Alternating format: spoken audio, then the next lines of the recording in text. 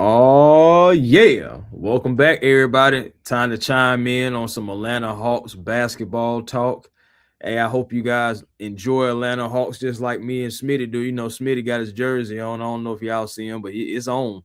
Yes, sir. ATL style. And I got the old school Atlanta, you know what I'm saying, the throwback right there going on because we're going to talk some Atlanta Hawks today, y'all. Today, man, there's multiple topics surrounding around the Atlanta Hawks all the way around. We're gonna go old school. We're gonna come back to the present day. We're gonna be kind of like jumping around, but it's definitely all Hawks all the time here.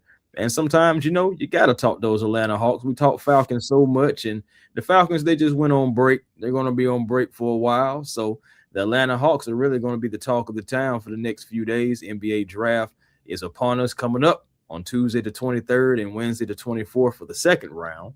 But hey, we're all eyes are on that first round. Right now, the Atlanta Hawks still own the 8th overall pick and the 23rd overall pick. But there are rumors, guys, that the Hawks may be on the move with those picks, or maybe just one of the picks. Either way it goes, it's interesting times to see what the Atlanta Hawks are going to do, especially trying to capitalize off of this playoff berth, an actual playoff berth, and not the Atlanta Hawks Invitationals, what I like to call the play-in for the Hawks. So, hey, I'm just being honest. Like it just seemed like we would get right there, we'll get there, but Just fall apart. it felt so good getting to the playoffs. I'm not gonna lie to you, and letting these young guys get the experience. And you actually got 2 games off of the Knicks, and we're the only team to get 2 games off of the Knicks. So, I mean, hey, at the end of the day, you got to tip the cap to that, because regardless, you gave the Knicks a scare so much to the point to where they had to tighten up. And they did, for the rest of the playoffs and all that good stuff. But at the end of the day, like I said, Smitty, we're here to talk some Hawks. With the chat is already live. We're going to get to you guys and give you y'all shout out as well. But Smitty, talk to it, man. How you feel? Man, it's crazy how this news just floating around a week before the draft. Well, it's actually not even a week now. It's like 4 or 5 days. Mm-hmm. And to see what's going to happen leading up to the draft now, it's going to be interesting.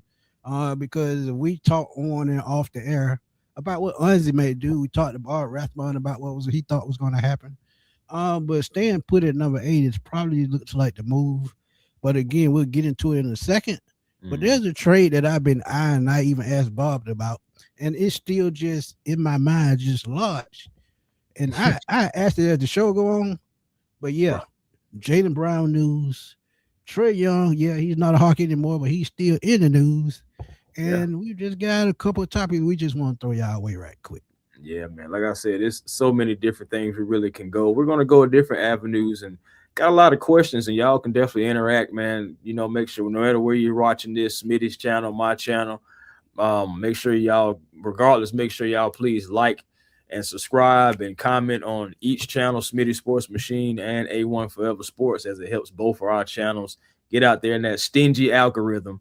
Right, but boy, that thing done got tight. That thing tighter than a G string in a nightclub. Hey, but you want to know something? Miss Carey, what's good? Miss Carey, what's good? How you feeling? How you feeling? Let's get to the chat real quick.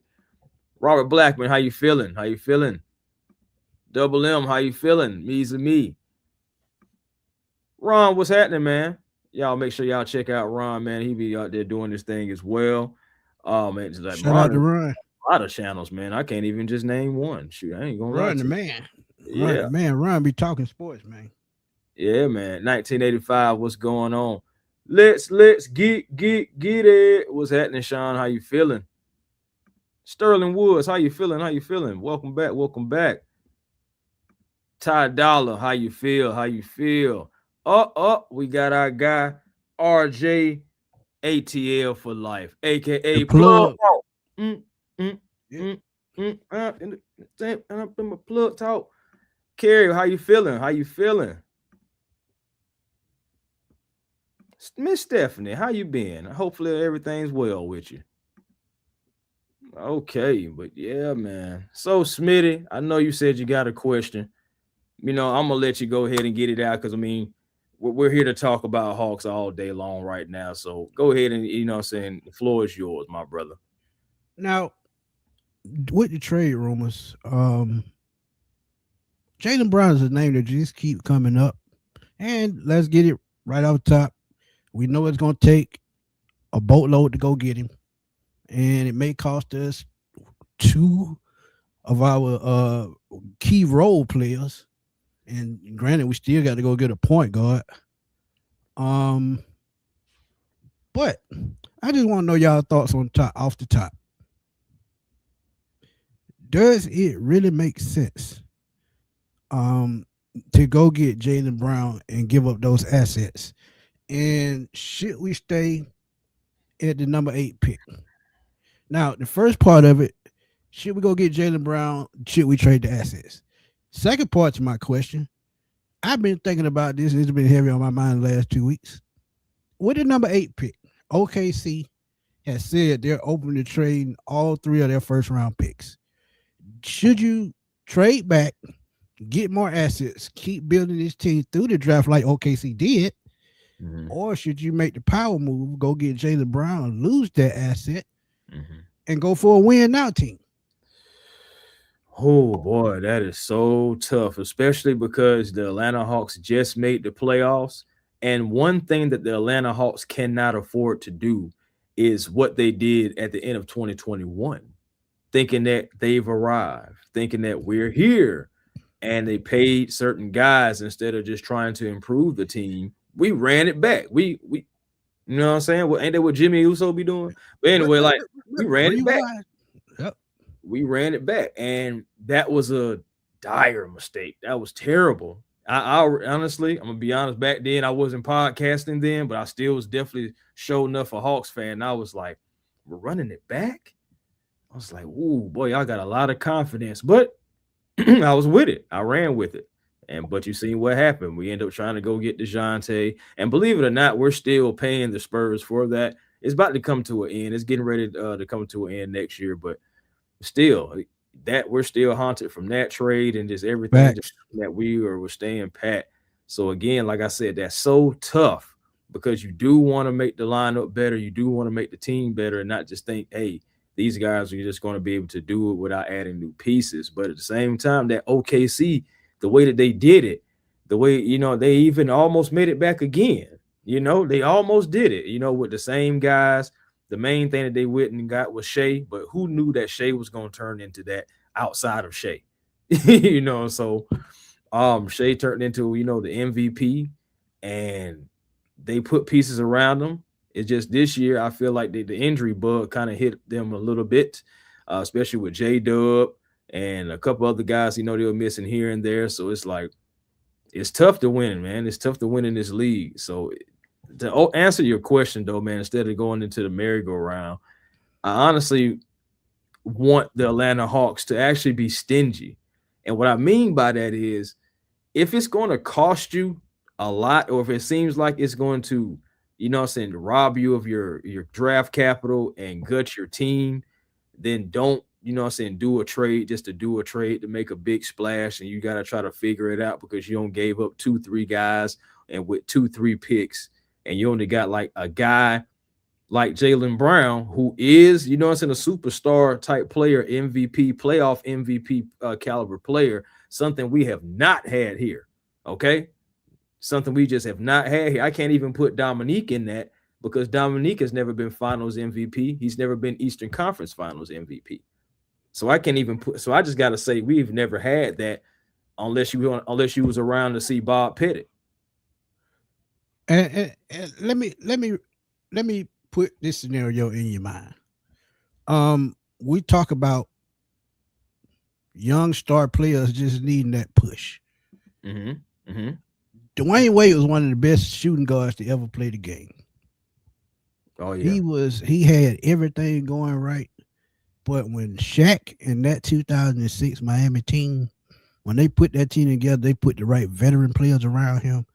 He took his game to the next level, 35 points a game in that finals. That pushed him over the top. He became a superstar after that point. Could Jaylen Brown be that superstar that Jalen Johnson need to push him to be a better player, to become that superstar?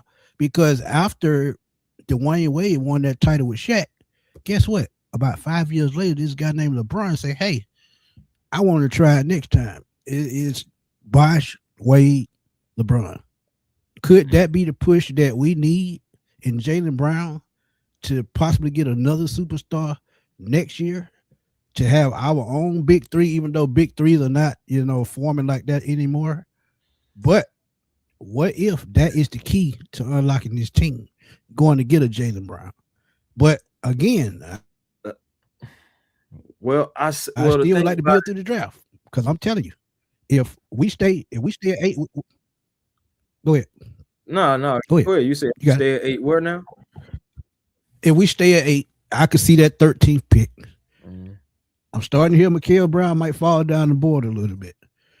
I know there are other big men in this draft that you possibly could get if you trade back or if you still have that number 27 pick. 23 pick. Mm-hmm. So I mean, it's just hard to fathom which way to go, because you might be a superstar away, or you might be a nice building block away from building down the road. So do you take that quick shot and go get Brown, or do you take that quick hit and go get Brown and try to win now, or do you just keep constantly building through the draft and hope you have a Shea Gilgeous-Alexander on the team?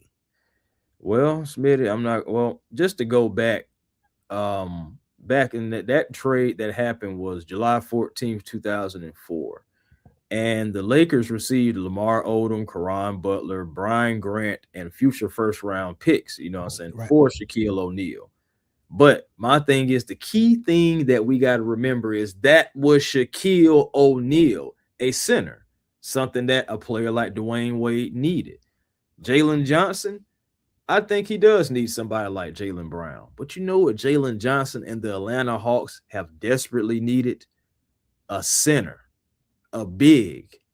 And like, I'm not gonna lie to you, Smitty. It's like, as much as I would like Jaylen Brown, like, my thing is that contract. And Jaylen Brown is somebody that who I would pay more than Jalen Johnson. You know, it's not a whole lot of guys that I'm just like, okay, I'll welcome that contract and I'll welcome the player.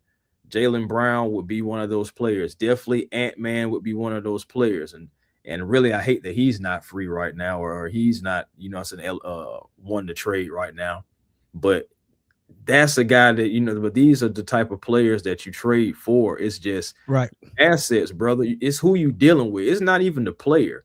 It's who you dealing with. You're dealing with Boston, somebody that's always going to try to gut your team. Now, this Right. ain't Kristaps Porzingis, because I know what some people are thinking. Well, we did business with Boston before. That was Kristaps Porzingis, Right. somebody He's that not a Jaylen Brown. like He's not. literally on his He's last trade. injury prone. Yeah. So They that's were why that wanting deal to get cut. rid of that contract. Like, Right. okay, go ahead. Yeah, we'll take Niang. Yeah, come on. Yeah, we'll come on with that too. Yeah, we'll come on with that, because they're getting off of that expiring contract.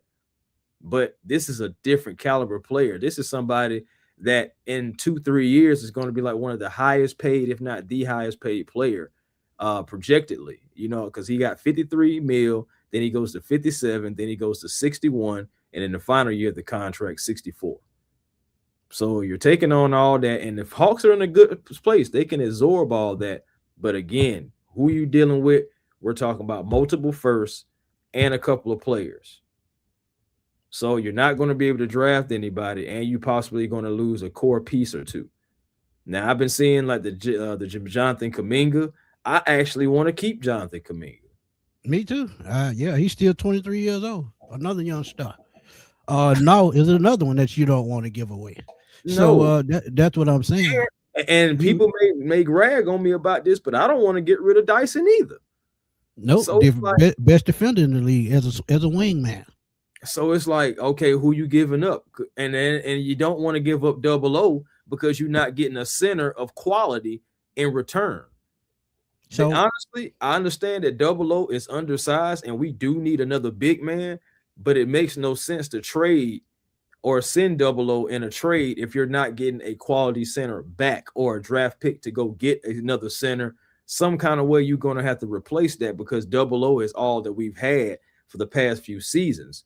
I would definitely bring back Jacques Lindell, but I know that he has other suitors as well because of how well he did with the Atlanta Hawks.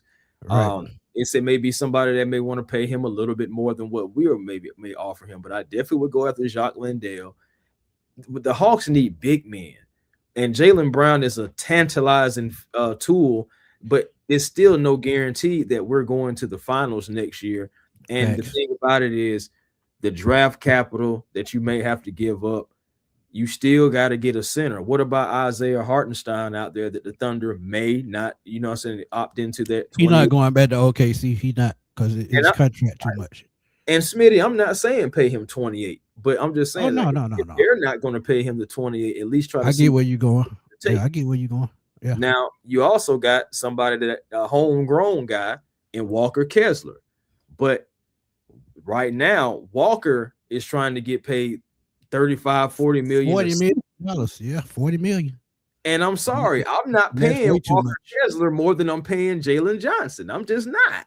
Right. That's me, though. You can call me crazy, but my thing is the thing about it is, yes, he has the height, but he doesn't shoot as well as Double O for one thing. And then on top of that too, like him paying your center that's not like a dominant center. He's not Shaq. He's not Jokic. He's not none of those guys, but you're going to pay him more than the guy that just got all NBA third team. Like, it got to make sense at the same time too, because at the end of the day, somebody may look at you weird.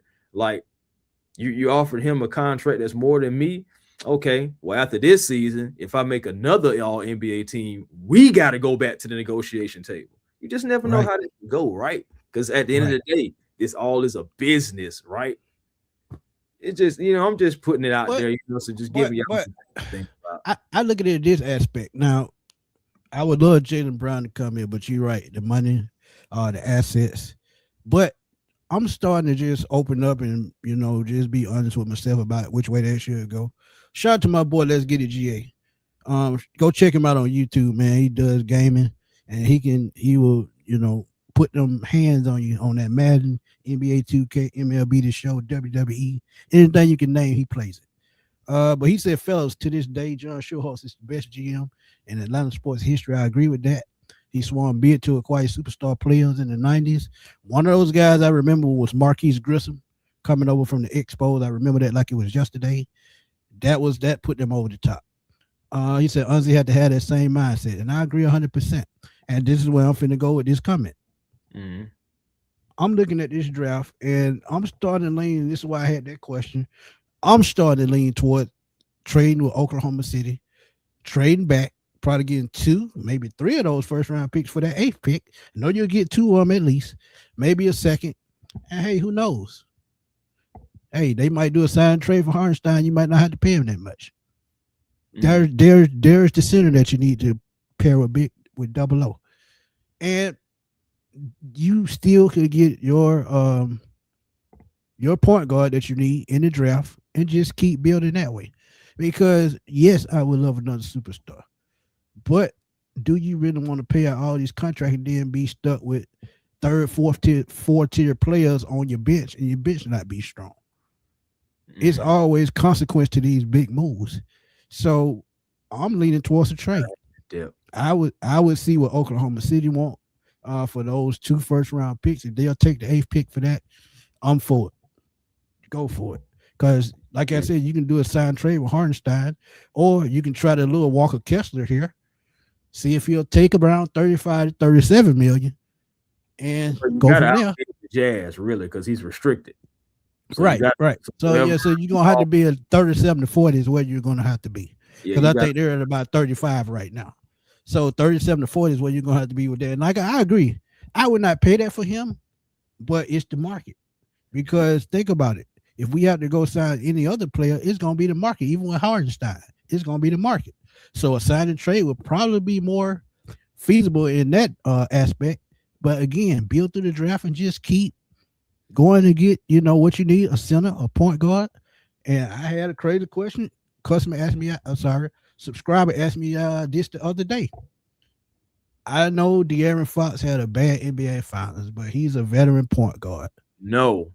Would you make that move if you find a way for them to take on some of that contract? No. And it has no, and the thing about it is the finals, before the finals, I was like, no. Fox is a good player overall. I actually like De'Aaron Fox. I've liked him ever since Kentucky. But overall, no, nah. Because my thing is, it don't work like that anyway. As far as taking on any money, it ain't like the NFL.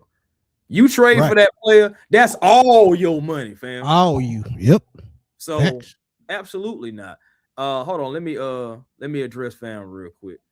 All right. Go Mr. ahead. CDX for life. I want to clear this up, family. I'm not talking about that 21 was not a top superstar all time. Dominique Wilkins, honestly, in my opinion, even with Bob Pettit having that championship with St. Louis, the best player that ever put on a Hawks jersey was Dominique Wilkins. Period. Point blank. Only thing I was saying was the fact that, and it was no fault of his, he did everything he could to get, you know what I'm saying, the Hawks as far as he could. He just kept running into 33 and the Yep. Boston Celtics, you know. But And overall, 23. Because Michael Jordan was young then, and exactly. shit, he just kept building and building, and he passed Dominique. Right. So you got 23 and you got 33. Those were his biggest obstacles. And then you also had some Detroit Pistons in there too. Yeah, I was just about to say you had Detroit.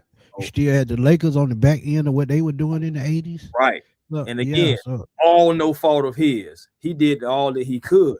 All I'm just was saying was Jaylen Brown is an Eastern Conference Finals MVP. Excuse me. Eastern Conference Finals MVP and also a Finals MVP. And that's just something that we have never had in here in Atlanta. Unless you're talking about Bob Pettit back in like 58, him being like Finals MVP. But, right. But we really don't know about that. You know what I'm saying? None of us was around to see that. My parents weren't even around. Yeah, so that's what I'm saying. That's how long it been. Yeah, 1958 is a long time. Now, the thing about it is, it's Hawks history. It is our championship, but it's been a long time. And so, again, I'm not disrespecting Dominique Wilkins. Never would, never could. You know what I'm saying? And nobody ever should. So, but I just wanted to clear that up. Not calling Dominique, you know what I'm saying, not a superstar altogether or anything. It's just, again, no fault of his, but he was unable to get those things because the teams that he had to go against and all that good stuff like that. So just wanted to clear that up. Now, Dominique is the man, for believe it. Facts. RJ said, build like the Thunder, gain draft capital, cap management, until you find to pull the trigger on a blockbuster trade for your Batman while you still have future assets just in case it don't work. And that's exactly where I was going with my point. It's okay to swing for the fences, but just make sure your ducks in a row before you do that. The Thunder actually got lucky because they only gave away Paul George in that trade. So they got lucky. They gave away Paul George and they got a future Hall of Famer, more draft picks that are still on this team right now. And there are players other than Hartenstein. I think Wallace is another guy that's an unrestricted free agent that's on Oklahoma City. That's another guy you could look at. And he could be a great role player, if you ask me. And he's not going to cost that much. Those are the type of smart moves that you have to make as being a GM, no matter what sport it is. Make the smart moves, build around the superstar that you have. Now, like I said, the only thing that they don't have right now is a number 2 superstar, which is why Jaylen Brown name just keep coming up. I get it. But like I said, man, I'm at the point, just trade back, try to get that number 13 pick, and I think it's 17. That's 2 picks in the teens. That's what a lottery pick. I mean, you still have like a lottery pick, and then you have one outside the lottery, and they had a number 23 pick, so you have 3 first-round picks that you can pick from. But the only thing about it is, even if you do trade with OKC, one thing that you're not going to get is any of those guards. You can forget about Fleming, Brown, any of those guys. Oh, I know that. Yeah, I know that. So yeah, but I'm saying you would definitely, if you move back that far, you definitely would be looking at just getting a big man at that point, or a forward that's 6'9", 6'10". That's the only thing. That's the only way the trade makes sense. And the Hawks need a couple things. I mean, regardless of what they do, it's just you want to be able to at least grab somebody that can, neutralize some of those needs that you do have. You need somebody that can create their own shot. You need somebody that can get downhill. We need somebody for spacing. We need a big man, so it's like you can get a player that kind of like help some of those needs. But regardless, I still think you need to bring in some more veteran presence.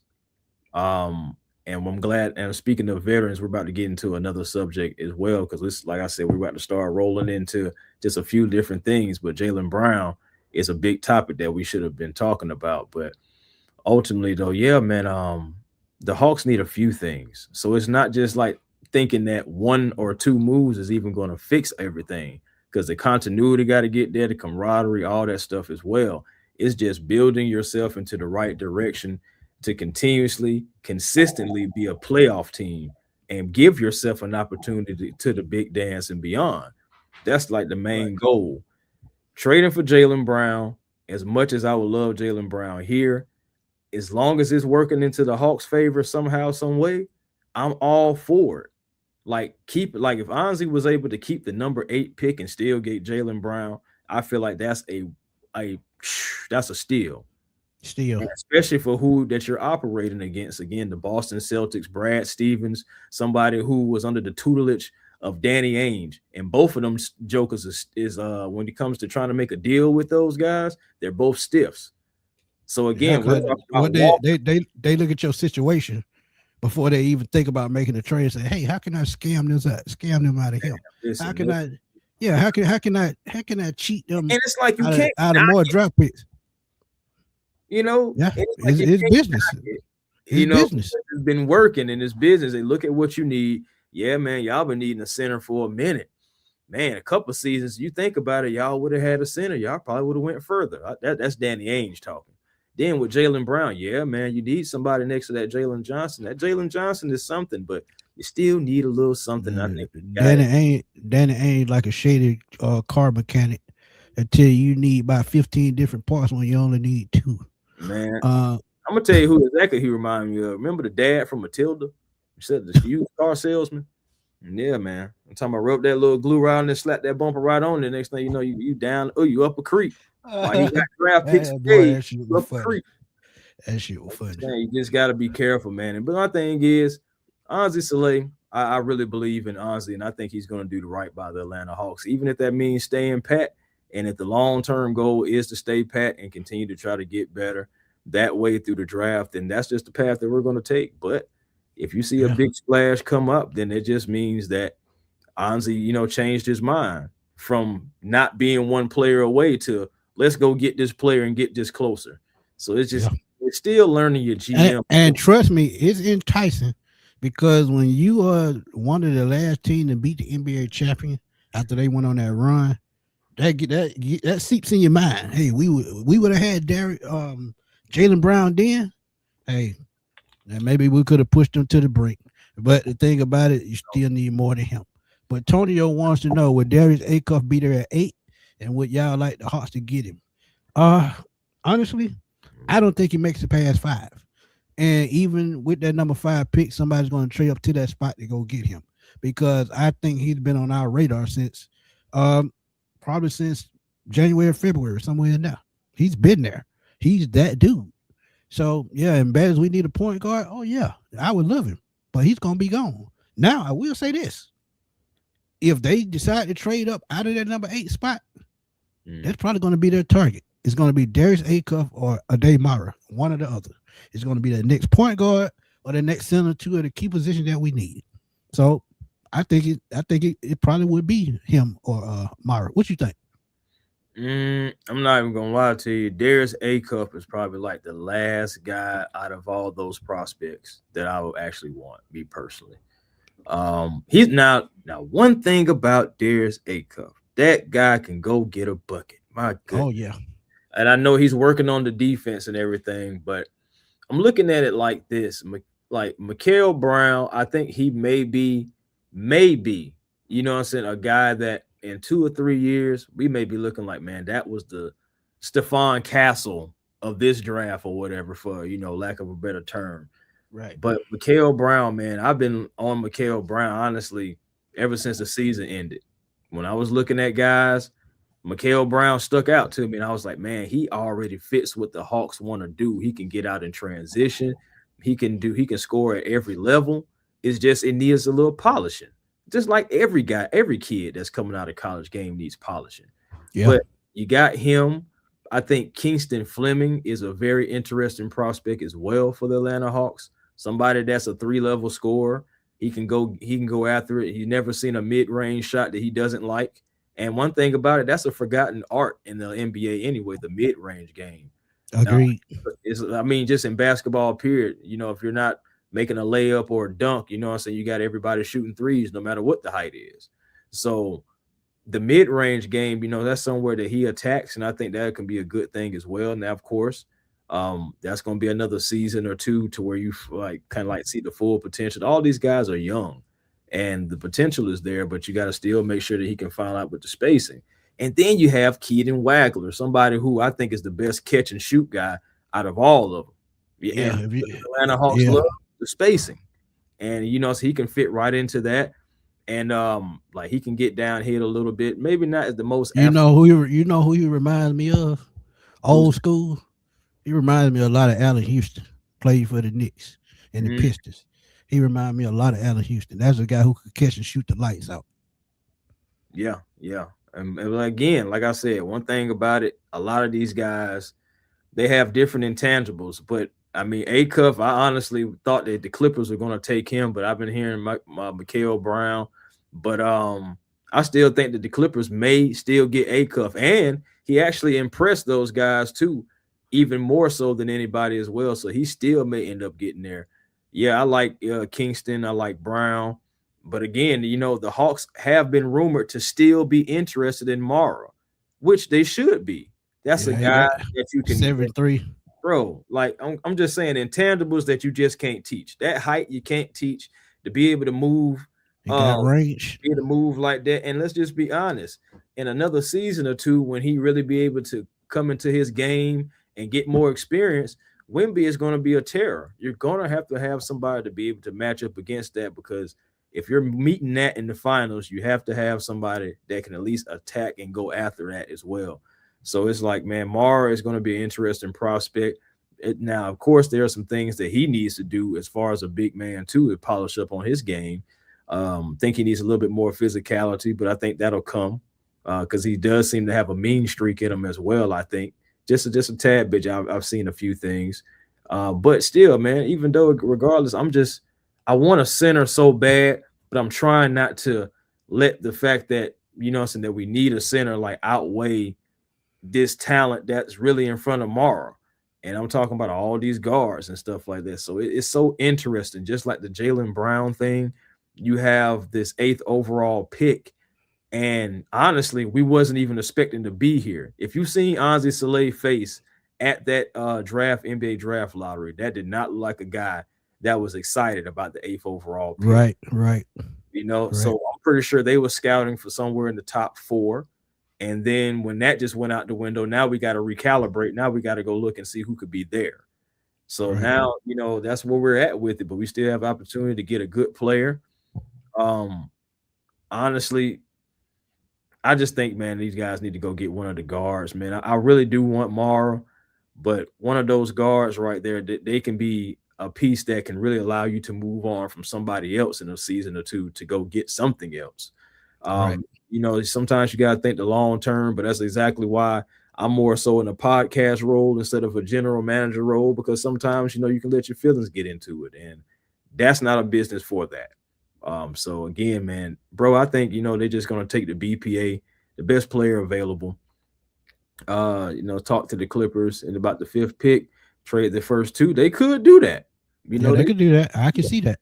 Because there are rumors about the Atlanta Hawks wanting to move up, and there are also rumors about them wanting to move back. There's rumors also about them wanting to trade number 23. So again, all that tells me is, first of all, besides rumors, is the fact that the optionality thing is out there. And that's one thing I know Anzi says we probably get tired of that word, but that's his word. That's his favorite thing to say about the Atlanta Hawks, keeping his options open, having the optionality at different positions, on the coaching staff, all those things. So, he's out here playing chess, it's in a lot of these moves, bro. But right, I'm gonna talk about one of these free agents. What you got? Let's get into these prospects that I saw in this article. Yeah, go ahead. We'll float to the free agents and make it, just a little bit, smoother. So this is 5 prospects that the Atlanta Hawks on SI and Sports Illustrated, Jackson Cardell, thinks these 5 players prospects the Hawks should target at 8, and one that they shouldn't. And here is one that, and I'm not surprised. It's been a name that we've been hearing all off season. Michael Brown, and like Chris said, he fits exactly what we want to do. Man. They think it makes complete sense. He said they just need to figure out long-term solutions in the backcourt, and that was evident in the first round loss to the Knicks. Their half-court offense really struggled. Shot making was an issue from a couple of strong C.J. McCollum games. You got to think McCollum is a 2 guard, not a point guard, a 2 guard. So naturally he's a catch and shoot 3-point guy. So they say Brown Jr. is an elite shot maker, underrated creator on offense. His biggest question comes from the defensive issues, and Chris talked about that with the injuries, which is why NBA Combine is so important for him. Seems likely he'll be available. Would be a great pick for the Hawks. What you think, right quick? Oh, you already know. I agree with that. I think he would be a great asset for the Atlanta Hawks again, coming in, fitting exactly what the Atlanta Hawks do. Especially, you got to think about this. Quinn Snyder's going to be here at least for another season or 2 with this extension. So maybe more. If he's winning, he's definitely going to get more. But with this new extension that he has now, you got to think about what players that Quinn not only may actually play, but that's actually going to fit the system. Right. Got to know your coach. Facts. But next guy, Day Mara, who I've been on the boat since day one. And I get it because I'm the one that's been saying, and not saying it, Chris not saying it, but just me. I've been saying we need a center for the last 2-3 years. 7'3", got range, can block shots, can rebound, and we need a guy next to Okongwu. And they think the same thing because they say he's a very good center, underrated at this point. Specific matchups get him trouble, and we talked about that. Mitchell Robinson, Cat, and Joel Embiid and guys like that. And I agree. Mara's the kind of big man that head coach Quinn Snyder loves with his ability to protect the rim and pass. And you talk about a Jokic type talent. No, I'm not saying he's Jokic, but he can probably do everything that Jokic can do if he develops in the right way. And what they mean by big guy that protects the rim, remember Rudy Gobert in Utah? That's why his name came up. That's why I did a video on that, because we know Quinn knows about big centers. That's what he likes. That's why he was successful in Utah. It's a proven fact. But they say it would be a great compliment to Okongwu. Will have make plenty of sense for the Hawks. What you think? I mean, again, that's that right there. He's a big man that I think that the Atlanta Hawks could not only use, but I think Quinn would actually like. Going again, talking about knowing your coach and what they would like. I think, he would like Mara. I really do. But the thing about it, it's other big men that you really can work with too, but it's all depending on what you need. Because there are some guys that are more so, defensive anchors. And then you have some guys that can play a little bit. You have one of the best rebounders out there in Steinbach. But I think, honestly, the only way you get somebody like Steinbach is possibly doing business with OKC. Getting at 12 and 17. I don't think Steinbach makes it to 23. But at 23, if you did go big man, then at 23 you could go guard. You got some other guys out there with Okori, and with what's his name, Anderson Jr. I think from Texas Tech, point guard and everything. Yep. So you got him. I'm forgetting another guy that can be around in that range who's a guard, but it's a few guys down in that range though. Seriously, if you stay at 23, that could be there. A couple of big men. If you do business with OKC, again, like I said, I can see Steinbach maybe at 15. Maybe at 17 if he squeaks past the Bulls. I'm trying to think at 12, because at 12, if you trade back and Mara's at 12, I definitely see the Hawks taking Mara at 12. That honestly would make sense. But that's what I'm saying. Like, it just all depends on how that draft falls. It's such a touchy subject. And the crazy thing about it, Chris, I think it's gonna be the Clippers that just turn the whole draft upside down. I've been saying that for the last 2 months. For some reason, And you remember I told you this. I can see Murray going in the top 5. That would be the team that would take him because they've got rid of Zubac. Yeah, yeah, we talked about that before. Yeah, so so I mean, you're gonna have to make a move. I mean, if he's going at 5, there's going to be a clear shot for them to trade back with OKC. And it's going to be definite at that point. Like you said, it's other centers in the draft. So I mean, you go get your guard, and you just move on. Oh, I get. Yeah, man. Man, I ain't gonna lie to you. It's so many good players in this draft, man. Like, it's gonna be interesting to see. Like, I mean, but at the end of the day, you still gotta get who fits you. So at the end of the day, if this ain't fitting, you got to get the best fit for yourself, man. Kingston Flemings, oh man, see, that's why I say, man, that guy right there, he is a bucket too. Again, but as much as I like Kingston Flemings, though, real quick, to the chat and to the people who know about Kingston Fleming, as much as we love him with the Atlanta Hawks, doesn't his game look like he kind of need his own team? Yeah. Just taking the Atlanta Hawks out of it. Doesn't it feel like Kingston Fleming, his style of play? Yeah, Penny Hardaway, his own team. Steve Francis. I can go on and on. Yeah, I agree. Full life, what's happening? Yeah, I agree. Devon, man, I'm with you though, man. We can find a guard though, but legit 7'3" does not grow on trees, and that's why again, and that's why he my pick, man. It don't grow on trees. Those are intangibles. You can't teach. You can't teach that height. The last true center we had was Dikembe Mutombo. That's true. That's been over 20 years ago. 23 years ago, to be exact. No, 24 years ago. 24 years. That's how long it's been since we had a true center in Atlanta. Everything else has been stretch 4, stretch 5, whatever you a true shot blocker, real protector, rebounder. It's Mutombo.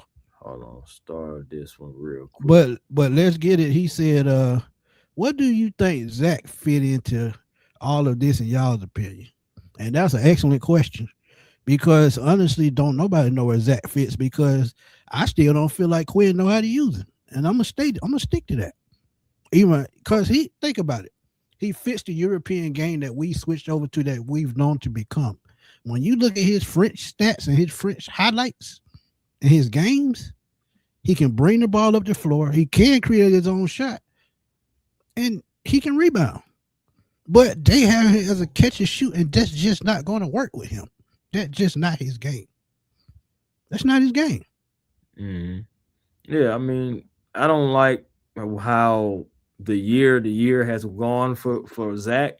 Ultimately, I feel like the reason why Zach was so successful in his first year was because, hate him or love him, Trey was able to get him the ball. Trey was found Zach many occasions, and Zach was able to operate like that. This past season, Zach was more like a spot up shooter, catch and shoot kind of guy. And it felt like he was learning a whole new system on the fly, because Trey is not here anymore. So it's like, if you look at it, his minutes went down even further after the Trey Young trade.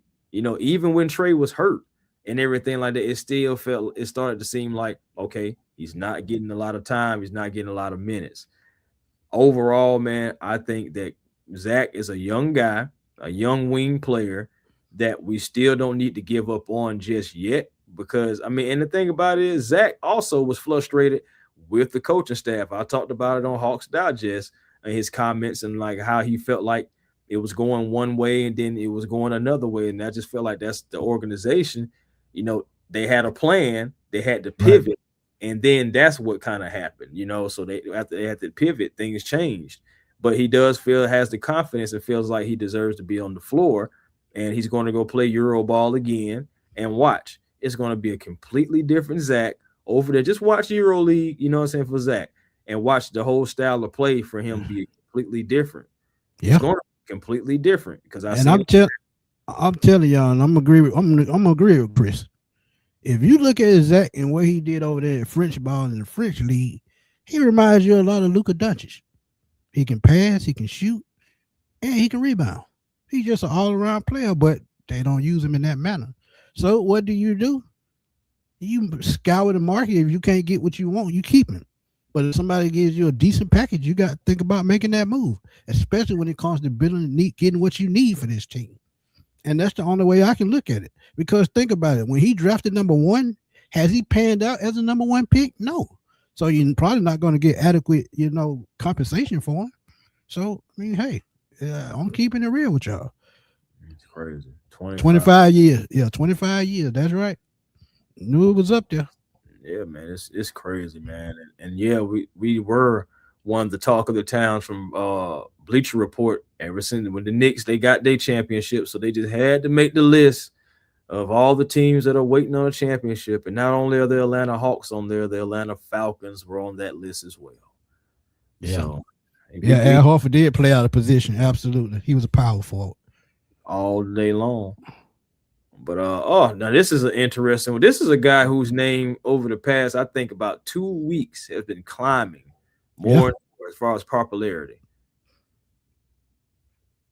Go ahead. Old Braden Bear is like, yeah, but see, now my thing is like hasn't been a lot of talk. I haven't heard about, since this guard going to the Atlanta Hawks. But I tell you one thing, 39% from three. Yeah, hey, I'm not gonna solid.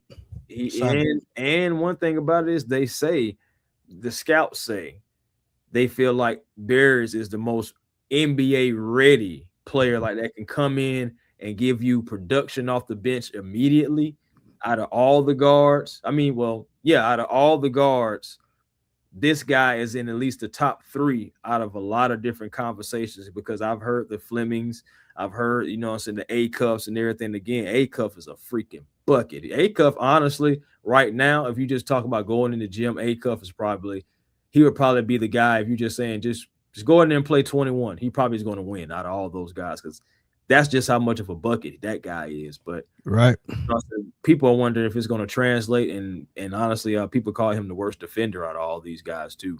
And I feel like he's working on it, and that's just a part of his game that he has to work on. But all these prospects have something that they can work on. So, but and he's still only 20 years old. So yeah, man, but he got a long way to go.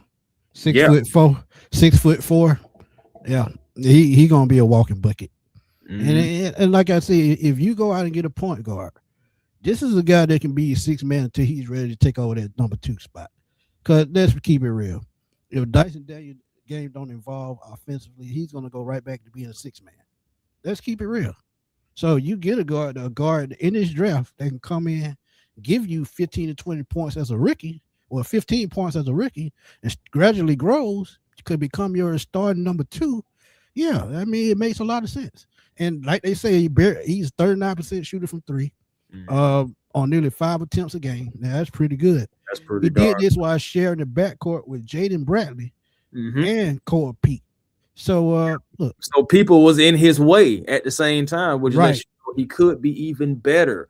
And again, like I said, he is the most NBA ready.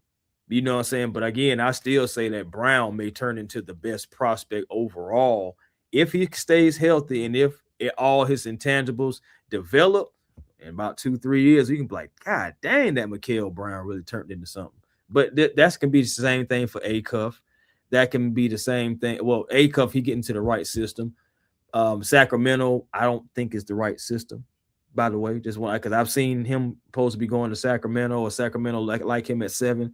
But if he got to the Clippers, I think that would be better for him. You got Benedict Mathurin out there, Kawhi. Yeah. You got Darius Garland out there too. So you got some veterans that he can really just play with already. I mean, full life. I ain't gonna lie to you, Mikal Brown is like in my top 2 for real. Like if I can go 1 or 2 between like Brown and possibly like Mara, like either or can be either changeable. I mean, yeah, I like Kingston Fleming as well.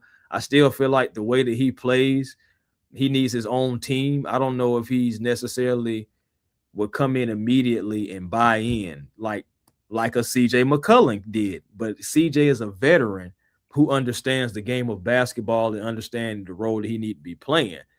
That may not be necessarily, a young Thundercat coming out of college, ready to get out and show the whole world who he is. So, and but before I move on to CJ, let's talk about old Yaxel. Yeah, now Yaxel. this is an interesting one because he's what, about 6'9", I think. He's about 6'9". I give him a legit 6'9". And it says he's not mentioned when talking about potential option for the Hawks. And he does not feel their biggest need as far as interior defense and scoring. But he's a big wing player who does a little bit of everything well. We get a Hawks wing player who does everything well, with the most common knock on him leading up to the draft being he's 23 years old. He defends a high level, a good 3-point shooter. Probably not as good as just shot in the NCAA tournament, but he's most likely the prospect that could help the Hawks immediately due to his experience. But the thing about it, we already had that type player in Jaylen Johnson, so why get another one? Bro, I'm gonna tell you even more than player. A lot of people call him the glue guy, and he is a glue guy. I feel like honestly, he was the guy that kind of like helped Michigan, get over the hump and everything. But the age isn't necessarily the thing that bothers me. I just feel like I wouldn't trade. I would not take him at 8. Yeah. You know what I'm saying? Like if he's there at 13, 14, yeah, I think about it. I'm sorry, 13, 14, somewhere in that range. If I do business with OKC, I can see. Oh, but that's what I mean. If we make that move, If Mara is there at 12, there's no way you draft Yaxel. So no, he won't be there. And at 17, honestly, you got 17. I'm still wondering why draft Yaxel there either. I probably would go a guard. I probably would go somebody else at that particular time. Or maybe see if somebody wants 17 and maybe trade back and get more assets. I mean, you know how Anzi loved those assets. So it's like, I can see that too. I can see him trading for those assets just to trade one of the assets to get to trade back and get more assets. So it's like, I can really see him doing that, man. But Yaxel, he is an older prospect. He is a glue guy. But honestly, I probably would do a backflip. I'll probably backstroke away from that, honestly, especially at number 8. There's so many other options. And good Lord. They agree with you, Chris. They agree with you, man. Hey, it come down to prospects, but I think I would go against everything the Hawks have done in recent months. If they were to draft Acuff's an elite offensive talent. Should be able to score on a high level, but his size and defense major issues for a top 10 pick. And they were going to go Trey Young, same type player. So I get it. Ouch. I get it. Acuff, you got to remember, man, Trey Young led the nation in points and assists when he was in college, okay? Yeah. So the fact that Acuff didn't is like, can you really compare that? I feel like that was kind of lazy. You probably could have went somewhere else with that one. But Acuff, again, you said the first thing they said, elite offensive talent. That guy can go get a freaking bucket, bro. Like, outside of Darren Peterson, who I feel like is the best bucket getter in this draft right now. Yeah, he's solid number 2. I ain't gonna lie, Acuff can go get him. I'm just saying, bro. But yes, his defense terrifies me, though. It does. Another old school guy, and there's no disrespect to nobody. And when I watch Stephon Marbury at Georgia Tech, offensive elite talent. Same thing they're saying about him. Struggled on defense, even though Marbury got better on defense as he got older. But when you talk about elite offense, this guy reminds you a little bit of Stephon Marbury. He's a Marbury Telfair type talent. Mm-hmm. He's going to have to go, learn defense, sort of like we said with Trey. So this is probably why they said stay away from him. You just got rid of Trey. Don't bring in another Trey. Undersized, scorer. You could have just kept Trey. If it wouldn't have made. I ain't gonna lie to you, like that would be a trip. You don't want to try to do those comparisons. Honestly, I hate comparisons. Want to know why? The main reason why I hate comparisons is because I'm always a full believer that I want the player, whomever the name is, to be their own guy. Yeah, I I know, agree with that. you know, But the reason why I do it is because when I watch players, I can say, "Hey, he remind me of such and such." I yeah, would better, but it's just the way they play their game, and you got to remember, a lot of these guys got to model their game after somebody. So this is why they fall into these categories. So yeah, I get it, I get it.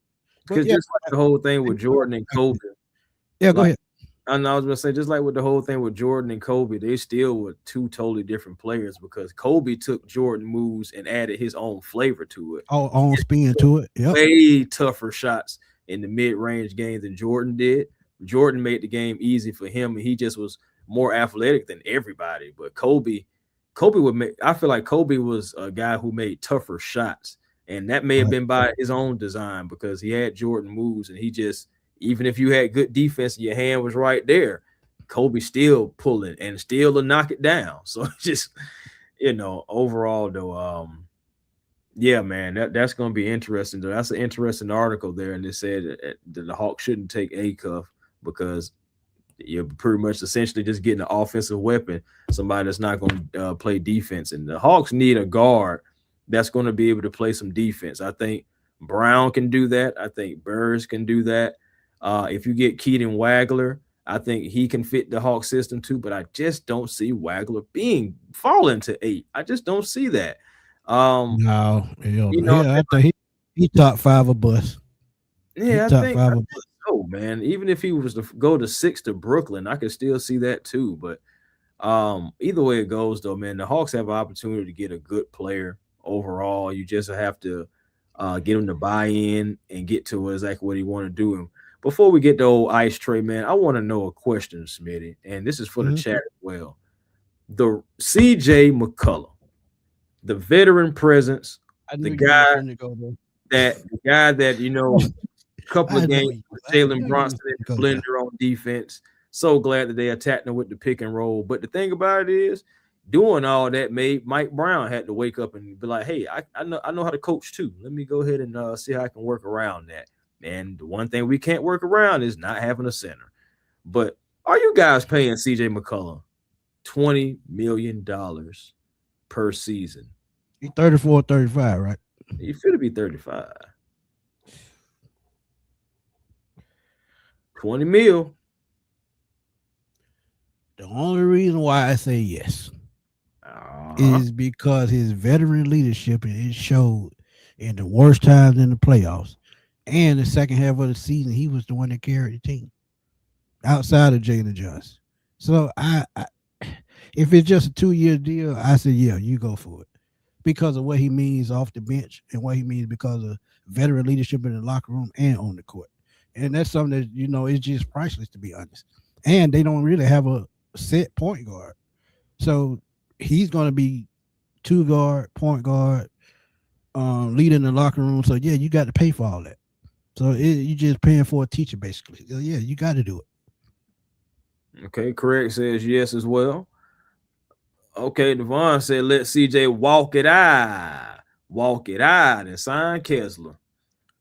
Yeah, but the thing with that, I know we got Noah on the bench now, or Noah is in our backcourt, but he's a 2/3 combo player. But you got to have that veteran leadership. There's a lot of young players on this team still, and if you sign Walker Kessler, he's still young. Mm-hmm. So you got to have veterans on your squad. You got to. There's no way around it. Because think about it, Buddy Hield, he's a veteran, but he's done. He's not probably coming back. To be here anyway, to be honest. He probably gonna be part of a trade package. Yeah. Kispert too. So just think about that. Okay, we got our wouldn't do it here.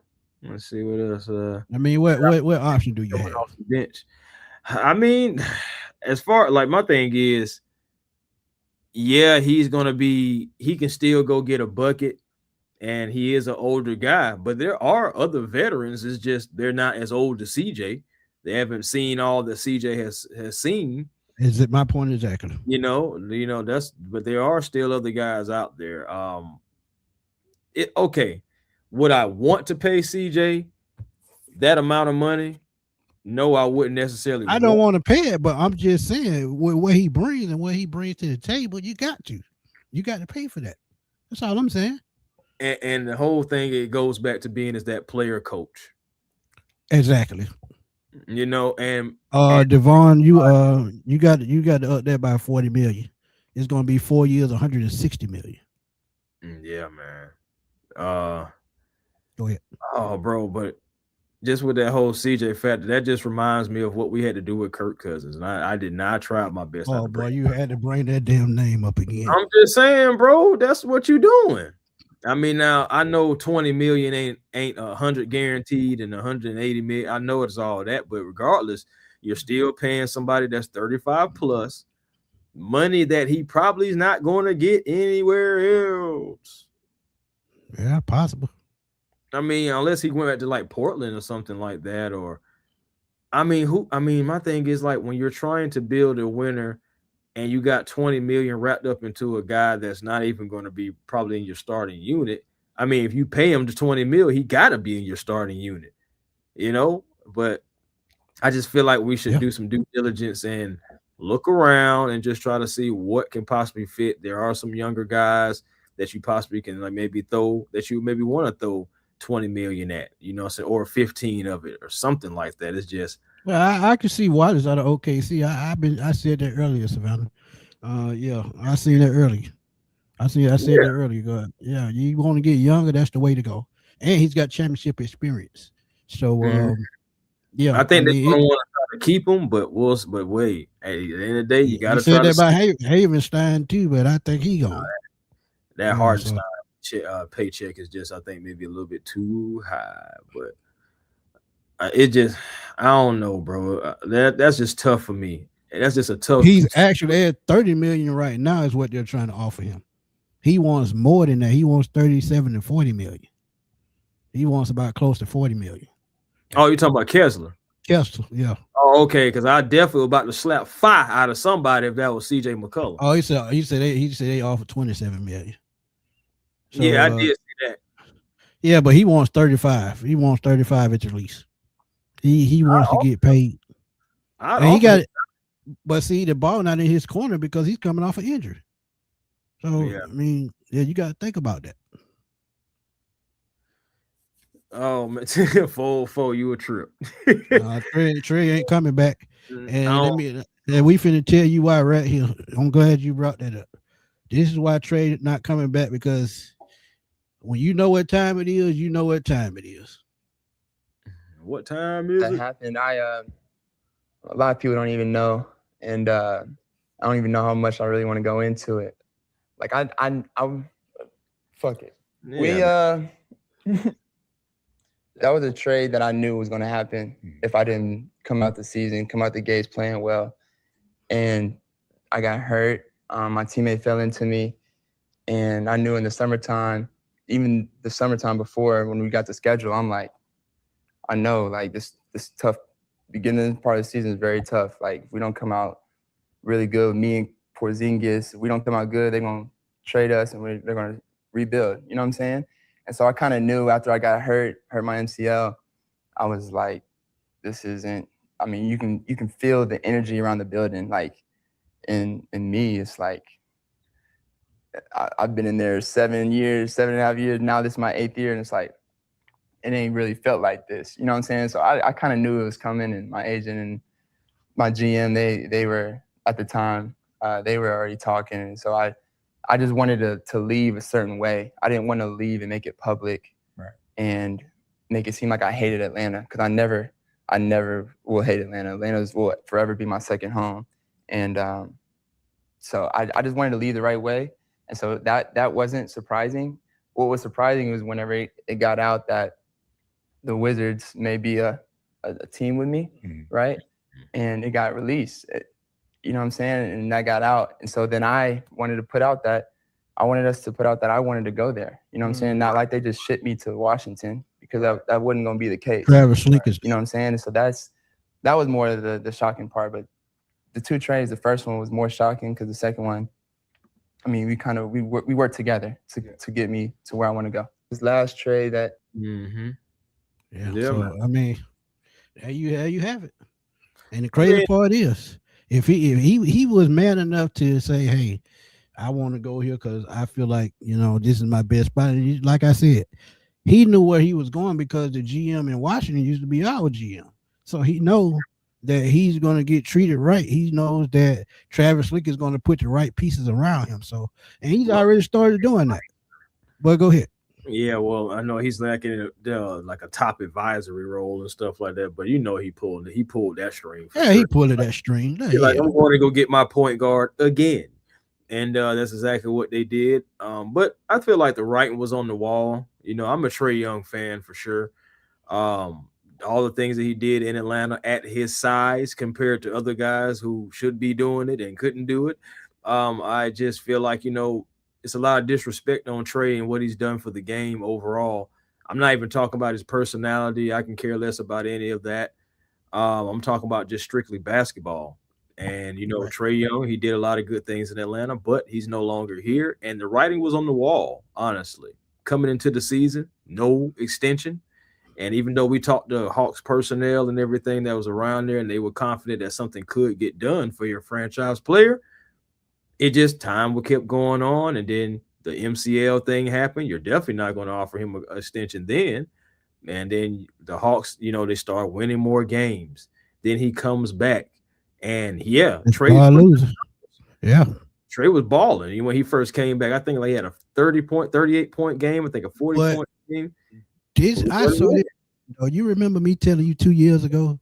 I said they better go and trade him while his value high, because if they wait one more season and he gets injured, that value just gonna slope and go down. And it did. I knew they wasn't going to do that though. I knew that they wanted to try to make things work. And then when Quinn came in and said that him and Trey need each other and all this other stuff, and then Trey was like, I need Quinn, and all the kumbaya stuff with that, I was like, oh, there's no way he's going immediately. They want to play. He wants to play for Quinn, and Quinn wants to coach him. So I think that they were really trying to work that out, but it didn't work out for the Atlanta. Well, excuse me, it didn't work out for Trey and Quinn. Ultimately, yes, Quinn is still here, but even Quinn had to acknowledge like the change in the team and things that the team was able to do once Trey was out of the lineup. Then Trey came back, and we saw immediately. And again, I'm a Trey Young fan, but I got to keep it real with you. There were games when Trey came back and spans of time within the game, especially in the fourth quarter, to where I saw teams constantly attack Trey Young on defense. Yeah. Constantly rotating everything and making sure that he is the guy that has to rotate, and making sure he is the guy that is getting put on bigger defenders. Bigger offensive players, and he has to be the defender. So many times it's like mouse in the house. Like, Trey, how did you even get down there? How did that work? Because it was all by design. Yeah. So he was getting hunted for a few times, and it did cost the Hawks a few things at the end, man. So it's like, at the end of the day, man, what can you do? Liability. But I will say this in Trey's defense. Jaylen Brown and the New York Knicks really just showed you how to do it with a smaller guard. Now, yes, Bronson does have more size and girth than Trey Young, yes. But Trey can put the ball in the basket. Bronson can put the ball in the basket. Both I'm guys glad you brought that up. The best defenders talk about getting buckets and assists. Yeah. But guess what? Bronson has something that Trey never had. Multiple centers that can do that with height and ability. So you got Karl-Anthony Towns, I don't know if you want to call him Embiid light, or if you just want to call him Karl-Anthony Towns, his own man. Regardless, he still has skill for a big man. Then you got your lockdown enforcer type guy like Mitchell Robinson in there. That dude got some big ass feet, man. They can kick a football halfway down the street. Right. And then you also got Josh Hart, the Mikael Brown. Yeah, you traded all the first round picks for him. But my thing is, you got all those wing players, those connectors, those guys that can help you with the defense and all around. You look at the New York Knicks, everybody, even Jordan Clarkson, somebody who I feel like in the early part of his career was more so offense than defense. Even he bought in and he was playing better defense along with the rest of the team. So can you still win with a small guard? Yeah. Yeah. And what had I been saying all that time, Chris? Every point guard needs a center. I mean, that's just proven over time. Everybody knows that. Best thing we had was Clint Capella. and that's no disrespect to Clint. And he no center. He a power forward. He wasn't a center. He was too small. Well, Clint could never play power forward because Clint ain't got the skill to play He power. offensive skill. So yeah, he was just a glorified 6 man. I'm gonna just leave it at that. Leave it at that. But Yeah, Chris brought up a point about smaller point guards. They had a conversation about this on First Take, I think it was, and it was a great conversation. And before we get out of here, we just want y'all to hear what they had to say, and y'all let me know what y'all think.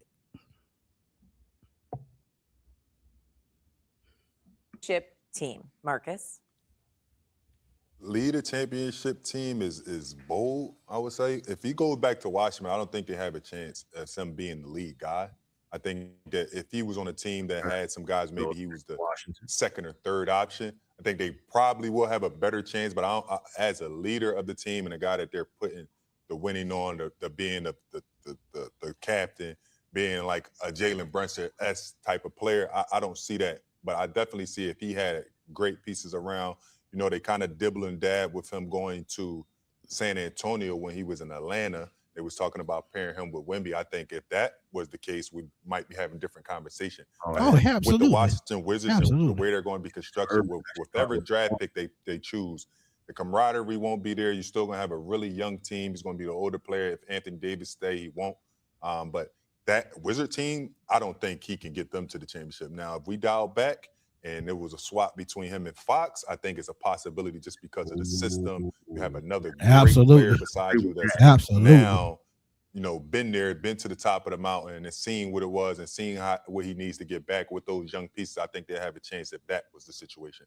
But as a Wizard, I don't think they have a chance of getting, you know, being a couple of things to get out the way. Type of conversation. Yeah, hold up before. A couple of things to get out of the way. Marcus is a lot nicer. Please pause it before Steven get going, because when he get going, you know he going. He don't know when to shut up. Go ahead. But I'm glad that he was specific and he kept mentioning the Wizards. He felt like we're talking about the Wizards, and yeah, I think there's some credibility to that because we don't even know if AD is fully committed, because I know Trey has talked about trying to get AD to fully commit to the Wizards as well, and believe that they can be a team that can be in the East and a viable team in the East. But I don't know, man, because Trey has been talking about they could be number 1 seed in the East next year, and even with AD, I don't see that. Young team and stuff, but it was interesting when he mentioned the Spurs. If it was Trey and that Spurs team instead of Fox in that, they beat New York. They're beating New York, guys. Easily. They're beating New York. And one reason has nothing to do with actually just the scoring. Trey would have been feeding Wemby more. Better facilitator. Trey also, don't get me wrong, Trey would have still took them logo shots, all this good stuff like that. But I'm just thinking about all the miscues that Fox brought you. I think in the finals, Trey floor general definitely provided you more than what De'Aaron Fox provided you. And he was going to pass the ball more too. Right. Exactly. Better assist. Yeah. So better facilitator, like I said. Yeah. Right. Yeah. So just imagine Castle, Harper, all those young guys, they're going to get their touches because Trey is going to penetrate the defense, draw in. He's going to get his too. But just think about the kickouts on the slashers, Castle, Harper slashing. You know what I'm saying? Then you also got the old school veterans like Harrison Barnes and stuff like that. He'd have been trying to play it all. But him and Wemby on that pick and roll would have been absolutely atrocious. I got a quick question for you before we get out of here. Would you trade that number 8 pick for Dylan Harper? To my right now. Or if they asked for the 8 and 23 pick, would you trade it for Dylan Harper right now? Probably not. I just wondering. Because from what I seen, that little sample size, if he starts after game 3, that series goes in another direction easily. Absolutely. At the end of the day, you got to think about too, man, the pedigree. Ron Harper is his dad. Oh, hell yeah. And for those, I mean, I didn't see any of his Cavalier days. I saw it. From the highlights. Yeah, I saw it. Ron Harper could go. Okay. Hey, they look, no lie, Chris. When Jordan was young, Ron Harper was young. They was like that. Now, bro, Ron Harper could go. Okay. Yeah, I know To the knee injuries happen. Yeah. injuries are what slowed Ron Harper down. So by the time he got to the Bulls and you seen that Ron Harper, it wasn't the same at all. It was just a veteran presence, you know what I'm saying? Kind of like definitely a way less skilled CJ McCollum at that time, you know. Right. So, but Ron Harper used to could go. So it's like I'm not necessarily Yeah, surprised. he was on the Clippers too. Yep, he was on the Clippers. Guys need oppos, but at the end of the day, my reason why I wouldn't, let me explain myself, because some people be like, well, why you wouldn't trade for Harper? You see what he can do, because we still have an opportunity to get our own Harper, and at the same time, we still have our own team that we got to build. It could Shout be out to our somebody, boy RJ. we've already got back-to-back most improved players of the year in Dyson and in Nikhil Alexander-Walker. Who's to say that Asa Newell may not be the next most improved player next Yeah, year? that's crazy. You brought that up because we talked to Bob about that. So yeah, y'all go check out that interview with Bob Rathbone, man. Y'all gonna love it. Right. But yeah, we'll stop it right there, man. About what he said about winning, you know, with a guard, because you know, smaller guard. I mean, it's all in how you build your team. If you build your team correctly, you can win with any kind of guard that's in the damn backcourt. If you build your team correctly. Keep it real. Everything is about matchups, and it's still basketball, man. You got to be able to execute. And when you don't execute and you keep fumbling leads and all that stuff like that, and guys are starting to get attacked on one end and still not providing you nothing on the other end, and then you killing the momentum of the young guys like a Harper. Harper should have definitely played over Fox. You know what I'm saying? Yeah, it was just that coaching mistake. Yeah, and I feel like and the coach is young too. So, you know, I feel like if he could run it back, he definitely got to go back to the drawing board with him. Yeah, man. If he could run it back, I know he would have played Harper. Sometimes, you know, those egos play a part into it. You got to play the contract sometimes too. That's what I was just about to go with. I said it was that contract that had him in that game. He's making $1 million next year. Good luck, Spurs, because they might well just put a trash bag on the side of the street. Man, listen. That's all you get. Yeah, man. And there's no disrespect to him. To me, honestly, he just don't fit what they do. He don't. Hey, I put it in a simpler form. They need a more traditional point guard. That's all they needed. And one of my subscribers told me this as well. If they had Chris Paul, that series goes in another direction. Just that simple. When you know the fundamentals of the game, that's what Fox messed up. He didn't stick to the fundamentals of the game. I feel like if you had Clippers Chris Paul, if you had Houston Chris Paul, shoot, I even gave the Suns Chris Paul when they went to the finals. I mean, this would have been different because you got a floor general that is going to understand, I think, you know, since the moment a little bit more. But agreed. It's going to be interesting to see, man. At the end of the day, it's going to be, I can't wait until the draft, man. It's going to be very interesting to see what we do. This whole thing, Trey Young is not an Atlanta Hawk anymore, but the fact that we're still having these conversations, hey man, appreciate it, man. Come on in, and watch. Come on, catch the rewind, man. Yeah, catch the rewind, man. But yeah, man, another great show, man. I mean, look, we spurred the moment. We just came up with it. The NBA draft is just 4 or 5 days away. Yeah, so, man. Y'all get ready. And again, man, the Falcons, you know, they right now getting a little break, so we're going to give them a little break. Don't get me wrong. We're going to jump right back into it because we still got a couple of things. I know I got a couple of things brewing. We have a couple of interviews that we got brewing as well. So we still working behind the scenes, and we're still going to do like just lives, just talking about things as well. Well, shoot, training camp going to be here in about another month. So. Yeah, we'll be there August the 1st. So yep, August 1st, man. Make sure y'all there, man, for the Saturday one, man. That was gonna be a big one. I already know it too. Me and Chris had a blast last year, man. Oh, I can't wait to go back, man. I can't wait. Y'all seen that picture on my community page where I eating that chicken sandwich? Yeah, I'm gonna be doing more of that too. Yeah, I already know it. I wonder what vendors are gonna be out there this year. It's gonna be the same vendors. Somebody gonna be new. I can't wait to see it because I ain't gonna lie to you. Some of that stuff appreciate you, my guy. Really good. Appreciate you. But yeah, man, some of that stuff was out there is really good, man. And actually affordable too. I remember I think I had like a $5 salmon sandwich And I was like, oh, okay. And I think I need somebody out there with some wings this time, though, Smitty. Man, you had to bring that up. You just trying to be damn funny. I'm being serious. I ain't gonna lie to you. I would love to be standing there eating me some wings, watching training camp. I just went right around the corner and got me some wings and got on the highway and I was gone. You see, and that's what I'm saying, because you can't bring food inside. $10. Hopefully, man.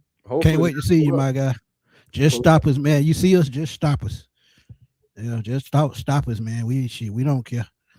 Yeah, man. Definitely gonna get out there early. Hey, 4-4, you see how he do me? He just had to bring up the damn wing, didn't he? Hey, bro, I ain't gonna lie to you. Yeah, you do me. That's gonna be epic. See, I shouldn't have said that because my stomach just started growling. See, look at your ass. Look at your ass. Good Lord. Stomach. Man, on that note, man, tell everybody where to find you. Well, you can find me at Wingstop because I'm about to go. Man, get the hell out of here, man. Get your ass. Find your boy at Wingstop. You know, it's an ordering. You know, it's in the freshest batch of wings that you can find. He does now, but A1 Forever Sports. That's the platform on YouTube, man. Y'all make sure y'all come over, like, comment, and subscribe, and check out the video that I did earlier too, man. John Abraham had an interview with 680 The Fan, and it was a particular segment that he was talking about the Hall of Fame. Definitely had to not only react to it, but just let y'all see it for those who just don't follow 680 The Fan. But it was a great interview. Like, he made some great points, and then I had to just to make the case for John Abraham in the Hall of Fame induction, man. He really deserves it, man. He really deserves it. So y'all make sure y'all check out that video. About 7 minutes long. It's not gonna take too much time out you, but y'all make sure y'all do that. Also, Hawks Digest, man. I'm trying to figure out if I'm going to the draft party or not, or if I just want to kind of just see what happens. I'm not sure yet, but the draft party is on the 23rd. Make sure if you want to get out and you're not doing anything else on the Tuesday night, hey, it's only $5 tickets. Go ahead and pull up and have you a good time and take pictures and all that good stuff, because I think they're going to have a couple of different stations to where you could take pictures. The press room, I think, is going to be open, where you can sit down at the press at like the little podium and all that stuff like that. I mean, I've done all that stuff already, so it's just but it's still a good time, man. I think it's still fun. They got different little things set up. But the only reason I may go is because I do want to run into Bob and have a personal conversation with Bob, it's an off air. That would be cool. But we'll see though, man. We'll see. Oh, anyway it goes though, yeah. Hawks Digest, make sure y'all follow and subscribe over there. That channel's still growing. And then thankful to everybody that subscribed. Same for Falcons Digest, man. That channel is taking off. And can't wait for the season to start for that. But you can catch me there as well. Make sure y'all find y'all peace today. It's 8:43. Positive energy still creates elevation always. That's how you find your peace.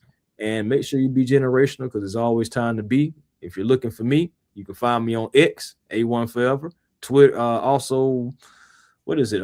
TikTok, The Real A1 Forever. Instagram, A1 Forever as well. And we appreciate y'all coming through, man. And we didn't know how many people was gonna come through, man, and want to talk Atlanta Hawks, man. But I'm glad that man, we had people show up. We got to 100 at one point. Hey, we'll appreciate shout out to y'all, man, for showing up. Appreciate that as always, man. Because again, man, without y'all, it ain't no show. Ain't no us. We sitting here just talking to each other. what Dion would say? We out here bull jiving. Yeah. Appreciate it, folks. Yeah, man. Happy Juneteenth to all. You already know how long it took to even get this. So it just happy Juneteenth to all. I actually even had a young lady walk past me today and said, "Happy Juneteenth, King." And I said, "Well, thank you very much. Happy Juneteenth to you too, young lady." Thanks. Ron, what's up, my guy? Make sure you check out the replay. Yes, sir. Ron, checking back. Absolutely, but yeah, man. Again, man, y'all want to catch the latest Hawks news? Please go check out the Hawks Digest with Chris and Walter as they do their thing. I think they got another guy, Mike, too. I think. So yeah, please, y'all just please go check out Hawks Digest. Also check out Falcon Digest as well, because he's doing his thing over there too. Chris just all around the damn place. And I'm trying to get them to add a Braves digest, but we'll go. Yeah. That's another time. We'll talk about that another time. But yeah, man, catch me on Smitty Sports Machine right here. If y'all tuning in, man, please go hit that subscribe button, hit that like button, and hype both of our channels up. Me and A1 Forever, because we steadily trying to grow and hyping up is the it's the way to go now. Also catch me on Twitter at FatBoySlam_21. I'm always on Twitter blowing things up. That's what I do. Hey, Spot, I saw you at Birthday Bash, man. I saw you at Birthday Bash. But yeah, man, look, I'm telling you, we gonna be back. We got a special guest coming next Friday. One we do know, and that's Chuck Smith, Atlanta Falcons legend, will be with us next Friday to talk Falcons pass rush, Falcons defense, and anything else at Atlanta Falcons. But that's all the time we have for tonight, man. We're gonna holler at y'all later because Chris done pissed me off. He got to go get his wings. Now I got to go find something to eat. But yeah. Hey, that's we gonna holler later, man. Yeah, Spot, I saw you, man. Appreciate you, my guy. Tuning in, catch the replay. Hey, but man, we'll catch up soon. But we'll holler at y'all later, man.